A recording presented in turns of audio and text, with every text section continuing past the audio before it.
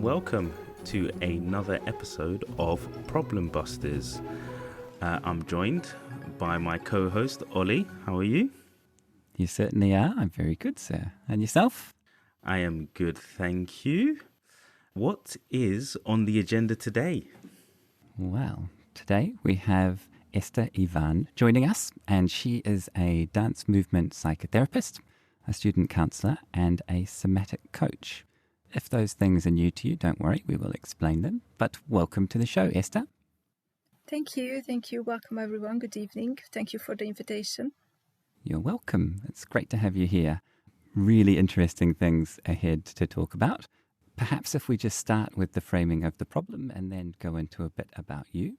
In terms of the problem we're going to talk about today, folks, it is how to learn remotely. And I guess in subtext, how difficult it's been to learn remotely over the last year, and some of the things that folks can do to help students and also help themselves if they are a student to learn remotely.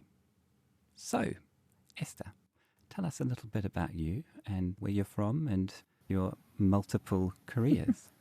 So I'm Eszter Ivan. I came 8 years ago to UK to study dance movement psychotherapy, which was actually my dream.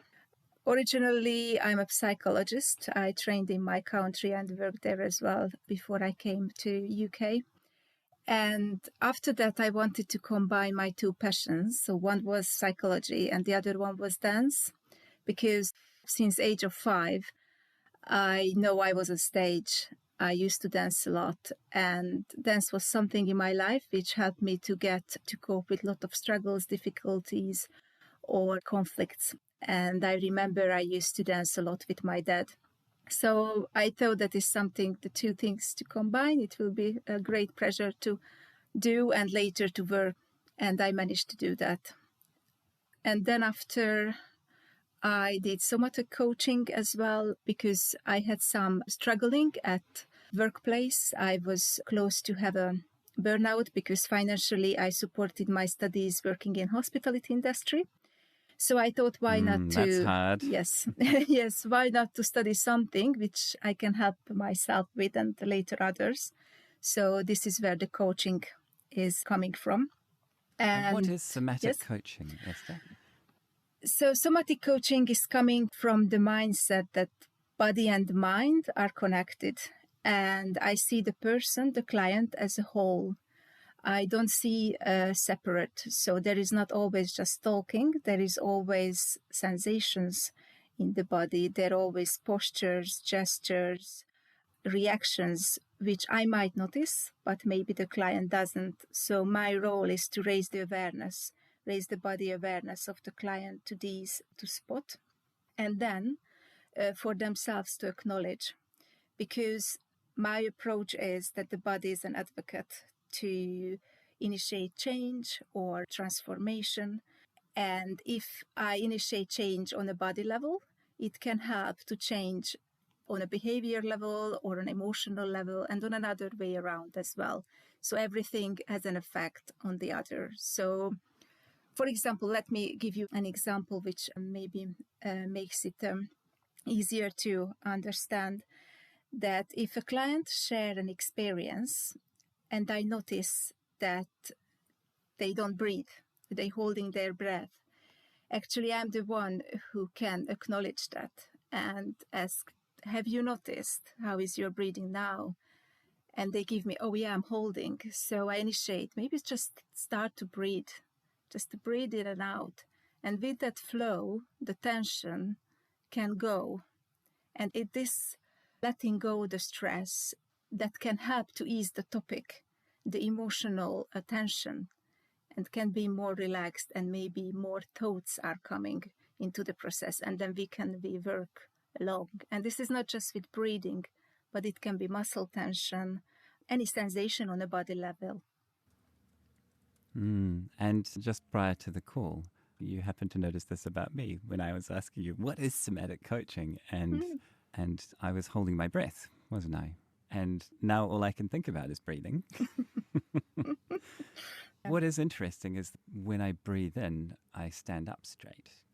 And that's like an instant change. Yes. What happens if you breathe in now, Jonathan? Much, actually. I'm sitting down. That's probably because you're a great breather. No, I'm sitting in the chair. That's forcing my posture to be very good. But yeah, it's quite interesting about the breathing stuff, because immediately when you said about picking up on cues and things that clients have, one thing is probably a bit left field, but was like poker players and things like that, giving away tails and stuff. Have you ever had like a poker player approach you and ask, do I do something? No, it would be interesting. Yeah, I would be interested where that end up and what kind of conversation would be as a result of that. That's wonderful. So, because I really didn't know what somatic coaching is or what it is. Correct me if I'm wrong in understanding, it's just a case of you can pick up on the signs, on the physical signs that a client exhibits whilst they're sort of speaking or interacting day to day. And that will give you a clue into what could be affecting them, whether it be like anxiety or stress. Is that right? I think, yes, this is the starting point, actually, where the whole process starts. Because as soon as I'm picking up, giving as a feedback, my aim is that the client will do it for themselves. For example, if they start to notice that anxiety is arising, or there is a situation with their manager and there is tension going on, then they can notice, oh, okay, so I'm now holding my breath, my muscles are more strength, okay, so then maybe I'm gonna take a deep breath, and it's just a couple of seconds, and they will be there present in that moment in a different way. And it's for their beneficial way of being, or the way they can more regulate their emotions and anxiety or anything what arises. So it's around body awareness, self-regulation, more being alive in the moment and in the present and fully experience it. And but at the same time not being overwhelmed with it, or for example, if someone always comes to me that they are always really tired, exhausted, and just they are noticing that they are just doing too much. So I'm helping them to see the body signs way before it happens and to stop there, because maybe they just don't notice, but their body shows their signs, but they consciously, their mind ignores it for some reasons. So I'm helping them to prevent what they are suffering, and they can feel easy to get back the control and to regulate. This is around that. So does that link into when you talk about reconnecting with our body's wisdom? Is that what that means, or is fantastic? Yes, absolutely. That's pretty yeah. Yeah, I do it. So we do it as a professionals as well. So in that space, I'm always connecting with my own body too, and listening to the signs, or where I feel tension, or where what I feel, because this kind of somatic informations can help me to help the client as well. So it's a both way process. It's happening in relation and in everyday life as well. It's happening. So when some clients, coaching clients, has issues like, oh, my colleague moods always has an effect on me. Okay, so let's work on how you can keep more boundary, how you can feel your own body rather than feeling someone else's emotions, or have an effect on you. So these are the things which as a somatic coach I can help with to improve. And how did that lead you on to dance? So that was the first thing. That was before all of these. And dance movement therapy as well, before all of these. And then when I learned coaching, I felt that it's really verbal, something always happening on a talking way. And then my field is not about much as talking, more non-verbal way of communication and finding way to heal. So I was thinking, okay, what is the field in coaching where I can use my other knowledge of the body? And then I found out, yes, somatic coaching is existing. And that's why I applied it all. But dance was always there for me and always has been there for me. Yeah, that's wonderful. It's like a fusion of what you love doing, like dancing, and what your sort of your training, your passion is as well. So that's really good. Linking it to sort of every day, the current situation we're in with regards to COVID, is there any sort of somatic approach you've taken for things such as sort of grief counselling and things like that? Yes, so I'm a grief recovery specialist and I'm following a specific method to process grief. And I apply somatic approach and my way of thinking of body-mind when my clients needs help with regulation, self-regulation. So for example, they don't feel ready to wake up in the morning, they don't feel they cannot manage a day at work or at home without crying. Or it's really difficult for them to go home from the workplace because there is not anymore the person who they loved. So just so I understand, self-regulation, is that just activities that you do without thinking every day? Could you explain what self-regulation is? Yes. So self-regulation is around our nervous system is reacting on the emotions which we experience on stress. And we can feel really easily overwhelmed by it. So when you cannot stop crying or you are shaking, but through techniques, for example, touching your own skin or noticing the chair you are sitting in and you are touching it. Or my favorite one, I have two favorite ones. One is noticing the way you walk, which can be really grounding and regulating for yourself, or just lying on the floor and feel your weight against the floor. And through these, the experience or the main aim is to feel the support what your own body can give to you. And this is always there. So it's not something which is an external or you need to buy or something. It's with you all the time.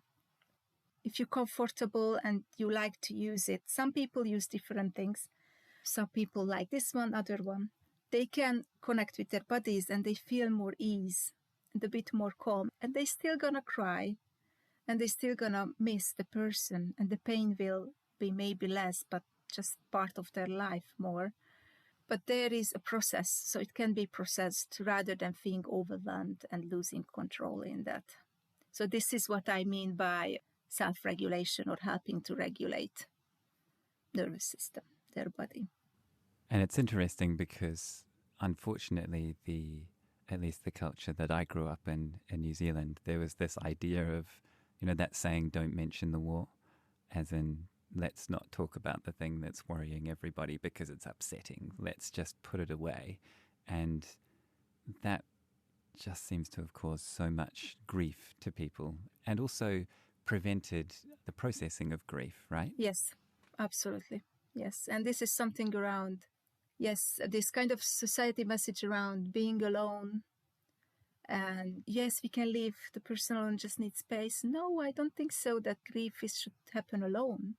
In a supported community way, it's actually processed quicker and more naturally. And yes, grief can be shared and everyone is allowed to share it. And this is part of my process that first I work with these kind of messages, what we learned through our life or through society or what we heard, and to see, okay, how these were just not working through the process. What would have been more beneficial or what the person or the client can give now for themselves to help the process. Sort of touched on the process. Mm-hmm. Do you think it's time to see what we can address with regards to the problem? Yeah, totally. It's just Awesome. So interesting, right? And it really is. Well, Esther was Thank talking, you. I was just thinking, the lie on the ground thing, Mm. that definitely is a thing for me, especially on a carpeted floor. And sometimes I just feel like I've been carrying too much action that day and I just need to lie down. And interestingly, it's also both mine and my fiance's favorite part of a yoga class. lying on the ground at the end. Maybe that's connected, right? That feeling of being supported by the ground and not having to hold yourself up, you know? Yeah. But yes, you are right, Jonathan. Let's move swiftly on.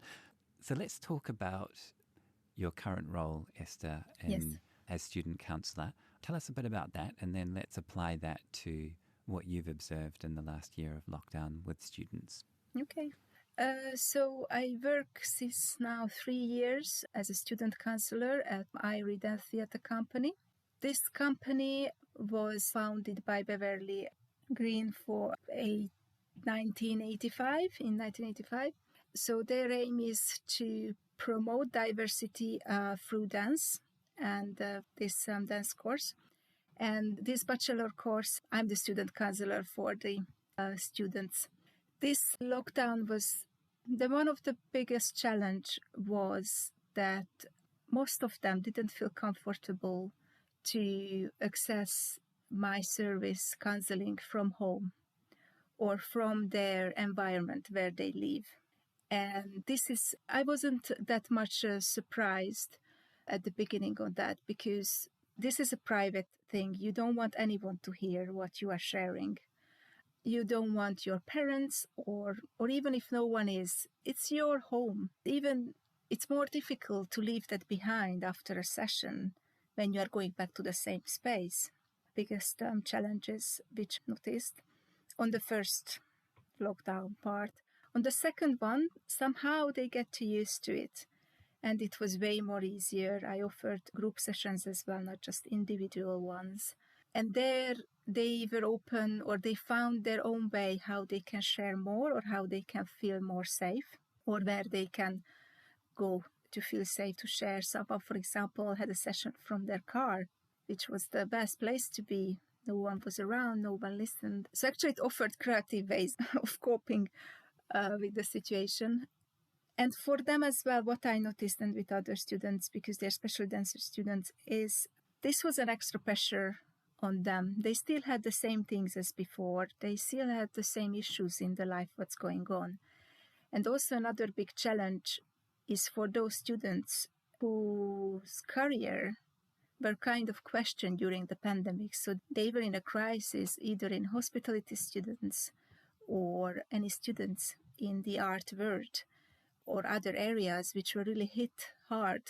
And a lot of them kind of questioned their career path.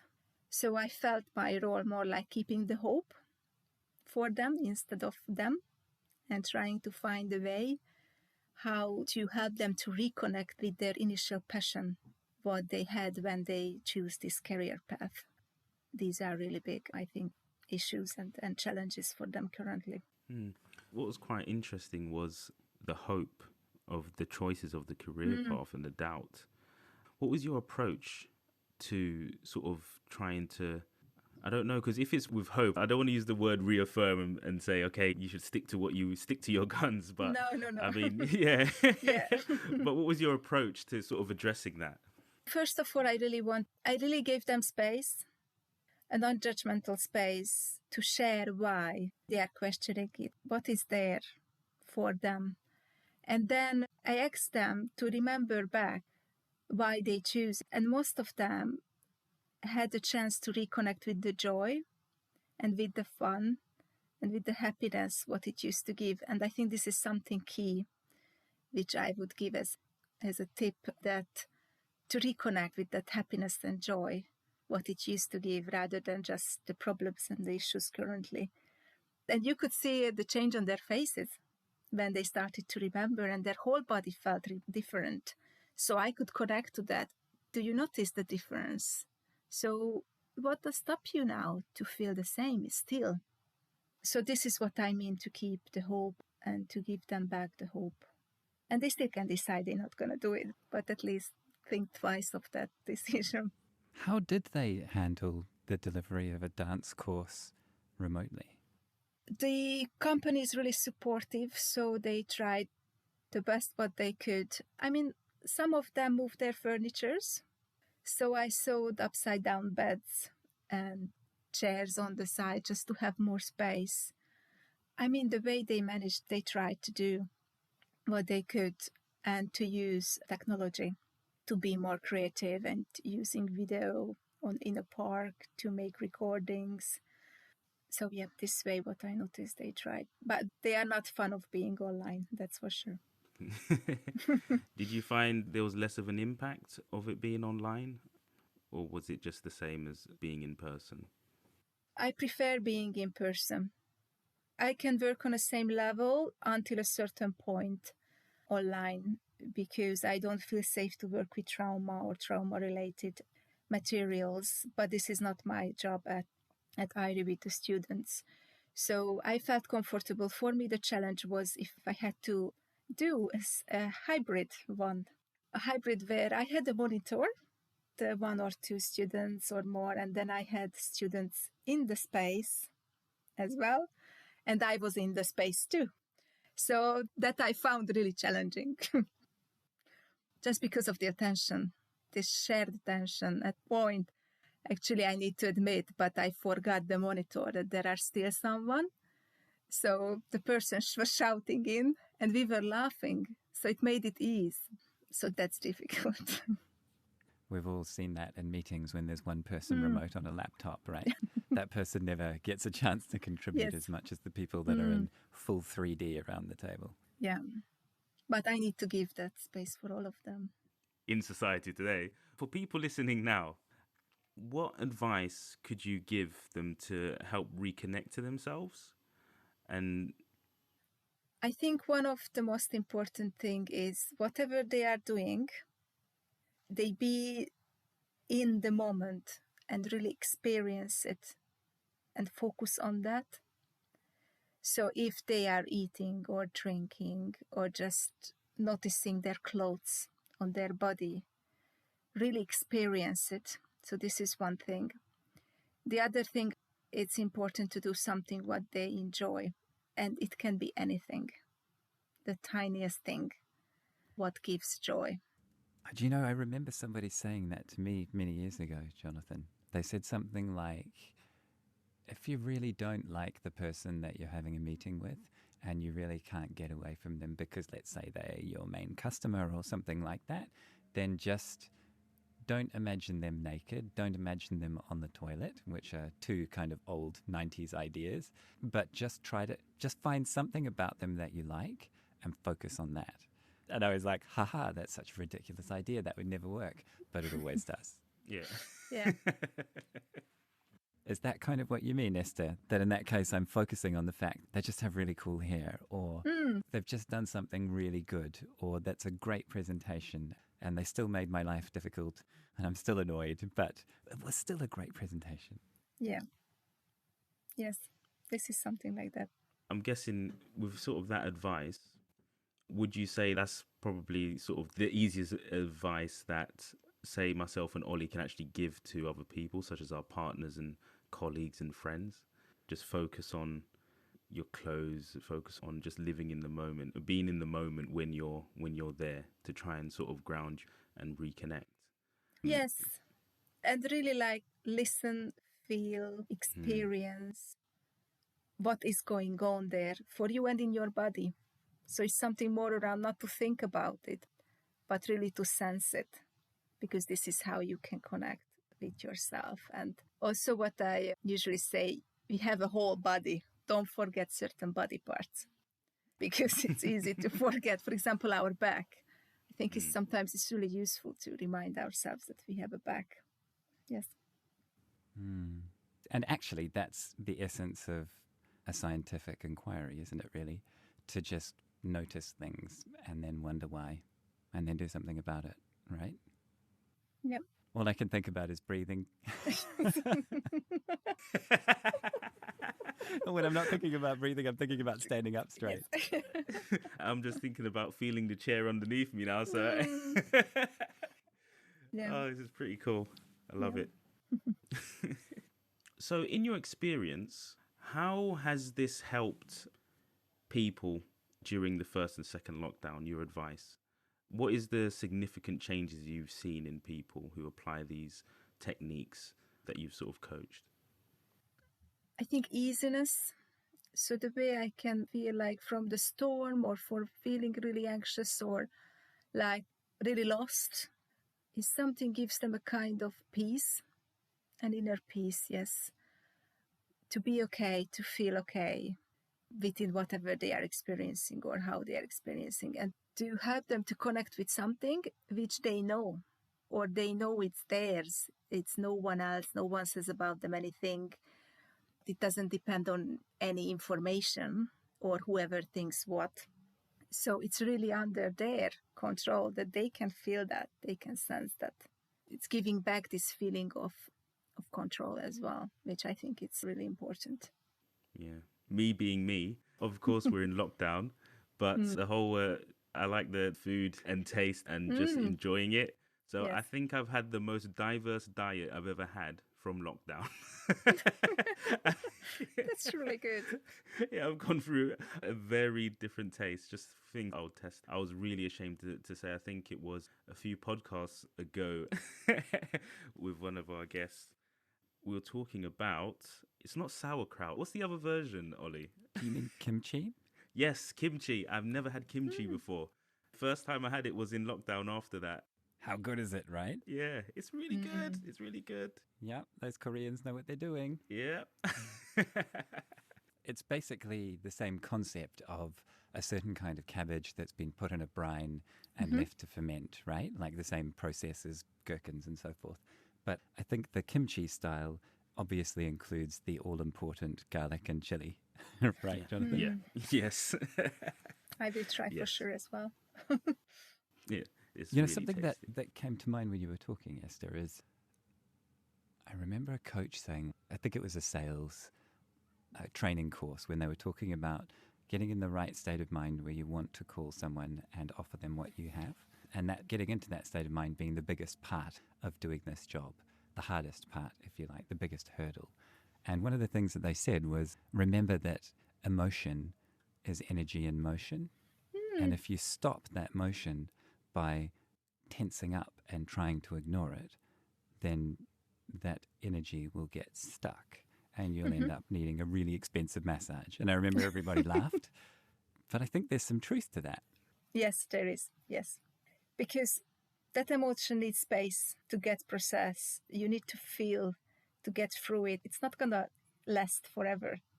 It's going to pass. But if you ignore it, it's going to come back. It's going to be bigger and growing and everything. So yes, there's something called what we say to stay with it, stay with the emotion and really experience and feel it. And then it will go and ease. It's not as easy as it says, as I say it, even for me sometimes, but Yes, you know, something else that came to mind is, what advice would you give to people who want to help their friends and loved ones in the same sort of way? What are a couple of things that we could do for our loved ones? it's a challenging question because the way I do is I'm telling them about my experience, why I'm doing it. For example, about the breathing or the walking, or, oh, I tried lying on the floor and it felt so great. Would you try as well? Yeah, more like inviting them to experience it together rather than, I'm not an advisory person who would give an advice, rather than just telling them, oh, maybe you need to try this. And no, let's do together. Let's try out, see why I enjoy it, why I like it. Maybe you're going to like too. So more coming from this together, experiencing it. All these, what I mentioned before as well. This would be my advice. Yeah, I like that. That's good. I like that too. That's how I got into yoga. Yeah, that sort of play into, we were saying earlier about the feeling the emotion and staying in it. Is that the sort of process that goes in sort of dance movement therapy, where you stay in sort of and use that emotion to express yourself and physically? Yes, absolutely. Yes. So in dance movement psychotherapy, actually we help to express these emotions with movement and dance. It can be any type of emotion, any struggles, anything. So for example, sometimes I invite my students to express me movement, how they feel, because it's going to show me way more. It's going to tell me way more than they can tell with words. And for them as well, things can come up because our bodies restores more information more memories, what we can process, or what is aware of, what is available for us. And this movement, at the same time as it's changing, it's going to change in ourselves too. But this is a way to express and to process, definitely. That's amazing. I tell you what, I definitely feel that. If I think about times that I've danced around and how I felt at the end of the song, it's always this kind of feeling of alive and happy, being really good, right? Actually, Jonathan has a story to hear because, as I understand it, you had dance classes as a kid, right? Which is super cool. Yes, my mum is a psychologist. She also did a bit of, she was a child psychology. I think she specialised in bilingual children. And which is hence why I speak a bit of French, eh?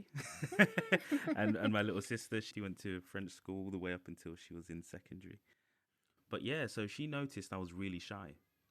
I wasn't going, I loved books, and I was kind of like, I like sports and stuff and team sports. I would never be the person to really engage and start a football match. I would be in the football match, I would love being around people, but I wasn't very talkative. And she got me to do some drama classes. I think it was at Stagecoach. So we went some drama with my sister, and then she took us to dance classes. So we would do sort of like hip hop, reggae, and R&B dance, and all of that. So we'd do that, and almost on a weekly basis, and that sort of got me outside of my shell, where I was now really talkative. You know, she plopped me in the middle of France and I was still talking to other children with my limited vocabulary. Yeah, so it really helped. It's quite Do you know funny, what? My mum sent me to drama classes with my sister when I was young, and I don't remember not liking it when I first got there, but she tells me I didn't. All I remember is how much I loved it. And there was this one thing that we did. I don't know if you had it as well, Jonathan, but they called it the machine. So you had a whole lot of kids and you'd say, okay, now you start doing something. And they started pretending that they were twisting and turning. And you just keep doing that.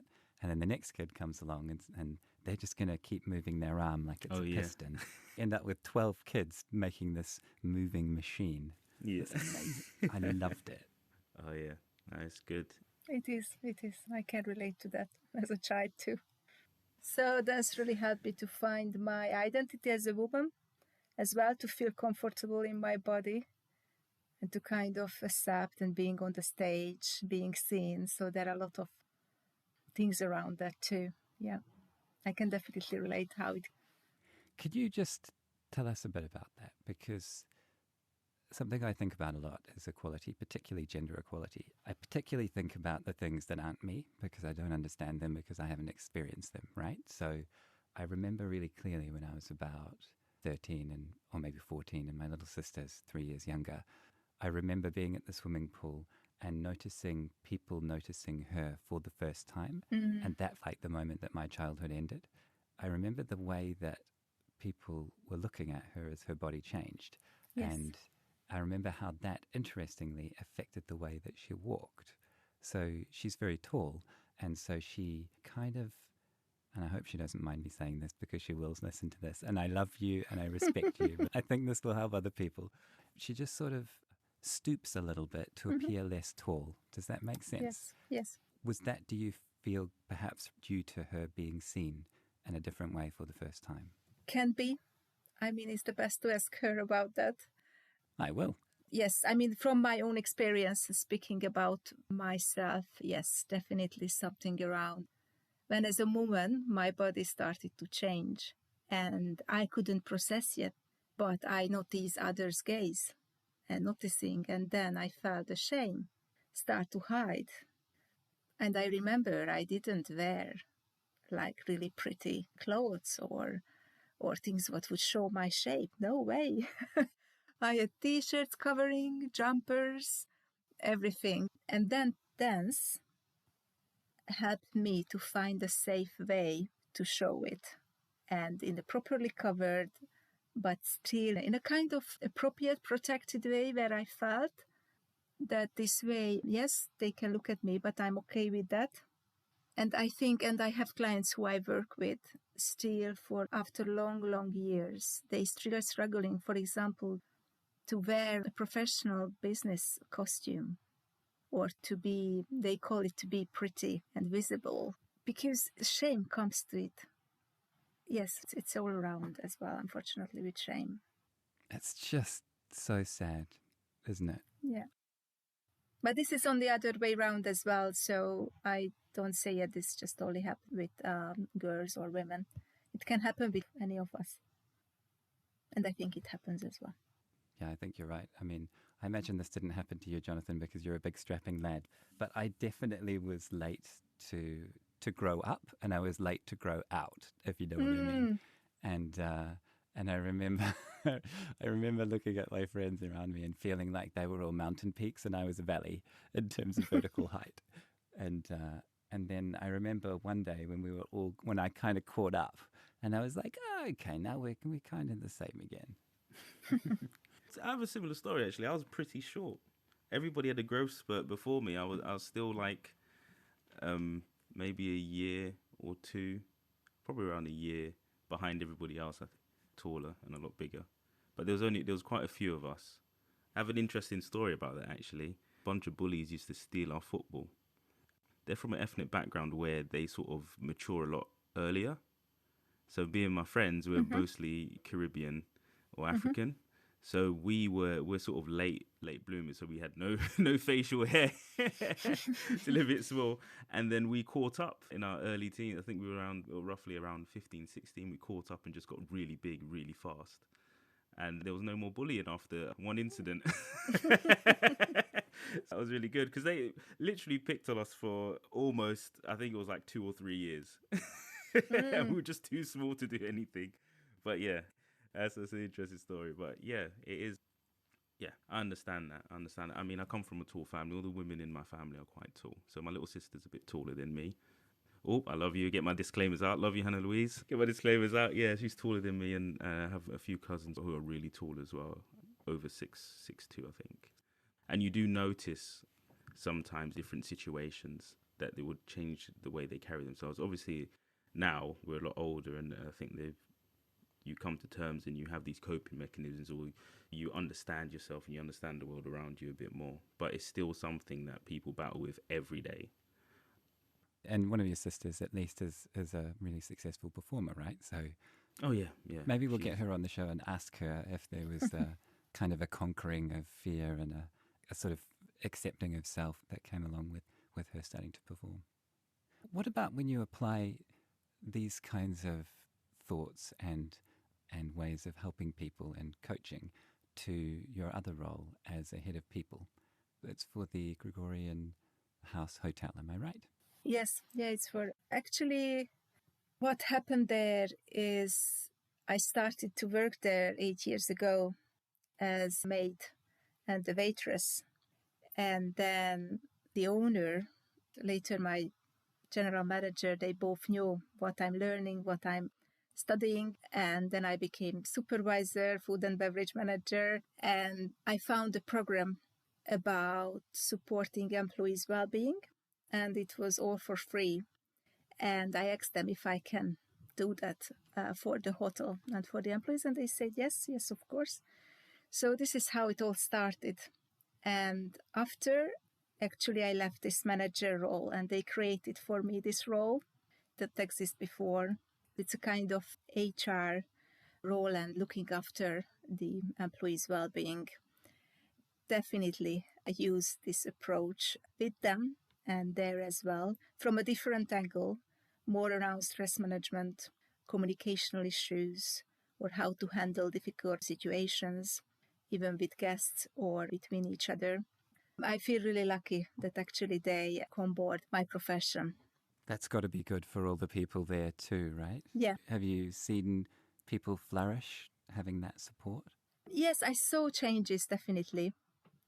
And also they know they can turn to me and I can help them where to turn to, because I really need to be aware of my boundaries there. Like I'm there, not a therapist, I'm not a counselor, but I know where to turn to or what to do on the first level, or for example, how to handle a situation if someone going through domestic violence, what to do, how to speak with the person So it means a lot. It really supports my confidence in that role.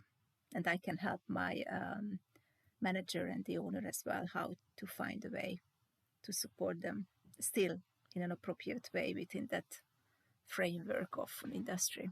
I think they're lucky to have you with the skills and the interests that you have in that role. Because even just as a normal manager who's not an HR or head of people manager, it amazes me and humbles me how many normal human dilemmas are brought to me with the hope that I can help. And there are times when I really feel unqualified to be able to help people in the way that I would like. Do you ever get that feeling, Jonathan, that we kind of have this, there's almost like this client trust I just didn't expect, but I'm really humbled by? Yeah. And we want to help our teams, right? So it seems to me that the head of people role is particularly interesting because it's not just the helping that person and the listening to that person and supporting that person in that moment, is it, Esther? It's also talking to the team and helping the team outwardly and publicly, isn't it? Yeah. Quite a role to balance that with the internal need to manage people for a profit. Yes, and also to manage that kind of discussion between the two. So to have the discussion between the management and the team. And because I see this is something really interesting to notice. I see both needs and both expectations. Okay, so how to find a way they can understand each other's needs and expectations and to make the most out of it. So I have this kind of mediator role as well. Sometimes I feel too. I wonder if that role sometimes is a little bit like a parent in terms of they go to mum, they go to dad. You know what I mean? Yeah, can be. Super interesting. I think we should probably move on to the sharing section. What do you think, Jonathan? Yeah, so this section, Esther, Yes. is mostly this is the part where we get to know just a little bit more into what you enjoy in terms of entertainment and books and projects and stuff along those lines. This is a doozy to start off with. Who do you most look up to in the world? Actually, it's my mom. Yes. Love you, Mum. Yes. Hey, Mum. She's a really inspiring, clever woman. So she was a single mom. She always worked hard and she has a career in philosophy of art and in university field in aesthetics. So she wrote 10 books. So she's a really clever and amazing woman. And I think the way I look up her is just the determination. And she always fights for what is right for her. And this energy, unstoppable being, I think this is what I always admire in her. I get the sense that both of us have a little bit of that, right, Jonathan? Yeah. Yeah. I love listening to people who study philosophy as well. Philosophy of science and other things. It's just always like a different perspective on things as well. Definitely. Yeah. Yeah, in a good way, but I always grew up in the why question. Kind of getting everything from all different perspectives. Which I think the way I think now, it's really, really gave me the base. That questioning nature. Yeah. So what about books? What books have you read lately that inspired you that you might like to share with folks? So I was thinking a lot about this, but I think I'm going to share one which I just recently started and I got from my friend. It's At the Pond, Swimming at Hampstead Ladies Pond. Actually, this pond exists in London and I like to swim there. But since lockdown, I couldn't. And this swimming thing it was challenged. And reading through this book, I can really relate and connect because there are short stories about the experience of being there and how it is, what they feel. That is the one which I picked. Beautiful. You know, I have a friend who is probably listening, and she actually moved into that area of London from Australia and worked in the local bookshop and cafe. And I remember her describing it to me and saying, I live in London. And I was like, that's a big city. How's that for you, being someone who's experienced country in your life, right? And she said, well, it's funny. I found this pocket in Hampstead and there's actually these ponds, and there's a pond that's just for ladies to swim in. Yes. And that is not the way that I imagine London to be at all, right? Quite a special pocket, isn't it, with a community? It is, yeah, definitely. And this book really gives back the feeling. This is me making space for you, Jonathan. Jonathan might be waiting for his little one to stop crying in the background. And also, he probably doesn't know how to work the mute button. I've done the old trademark where I thought I unmuted my mic and I didn't. So we should say that most common sentence, right? I think you're on mute. Has to be top 10 phrases of all time now. What's the weather like? So, the onto projects and movements that have most excited you. Yeah. So actually there is one, which is my research project. I'm commissioned with Moving Pieces, which is led by Charlie Blowers, and I'm gonna investigate their approach in supporting people's quality of life who are living with medically unexplained symptoms. And currently we are recruiting participants for this art and science-based research. But this is currently the most excited about what will emerge and how will this be. But this is a long-term project. Where can people find out more about the project? They can contact me via my website as well, and also on the Moving Pieces website too. There are more information, if anyone. Yeah. And hopefully we'll have the link to your website in our show notes. Any other links, and you're welcome to do a guest post on our website as you would like. Okay. So thank you very much. Can you hear the seagulls in the background? No, but I really do wish I was in the scenery. If only my microphone wasn't so good at controlling noise. They are currently deciding right behind me and above me on the roof who is going to nest with who. And it's quite an important life decision for the seagull community. And they're making quite a lot of noise. But yes, we will certainly have those links on the show notes. Is there anything else you would like to share or that you're working on, Eszter, before we let you go? No, actually, I think I shared almost everything. You noticed all, and you mentioned all, so thank you very much. Well, thank you for being on the show. It's been really interesting, and this is probably one of the shows of all of them, Jonathan, that I'm going to think about as well. Yeah. While I'm standing up straight and breathing. It was a pleasure. Awesome, so thank you for tuning in, folks. Don't forget to subscribe. And Eszter, thank you for being on. And folks, we look forward to another episode, another day. Have a good, safe evening, morning, lunchtime, wherever you might be.